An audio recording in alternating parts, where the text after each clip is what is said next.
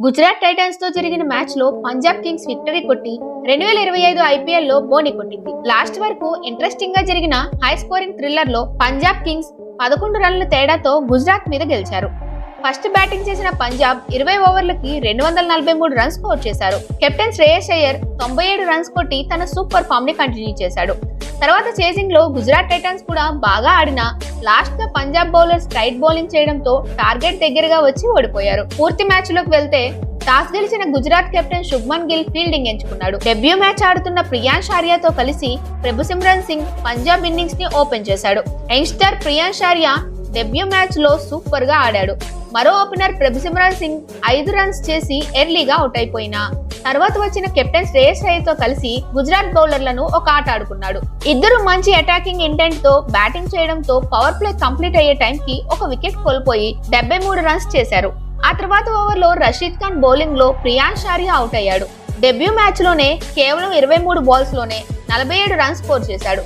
ఈ ప్రాసెస్ లో 27 బాల్స్ లో హాఫ్ సెంచరీ కంప్లీట్ చేసుకున్నాడు. పవర్ ప్లే తర్వాత Shreyas Iyer one man show చూపించాడు. వరుసగా 4లు 6లు కొడుతూ స్కోర్ బోర్డ్ ని పరుగులు పెట్టించాడు. అయితే ఇన్నింగ్స్ 11వ ఓవర్ లో సాయి కిషోర్ వరుసగా ఒమర్జై, మాక్స్వెల్ లను అవుట్ చేశాడు.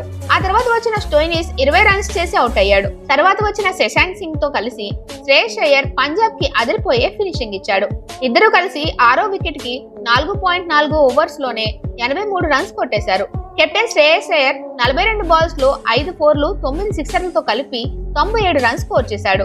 శశాంక్ సింగ్ కేవలం 16 బాల్స్ లో 44 రన్స్ కొట్టాడు.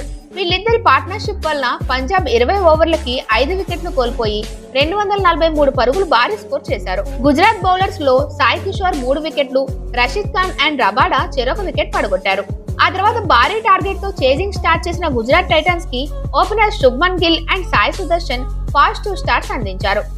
సాయి సుదర్శన్ కొంచెం స్లోగా స్టార్ట్ చేసిన మరో ఓపెనర్ గిల్ మాత్రం బౌండరీలు కొట్టి స్కోరింగ్ రేట్ పెంచాడు.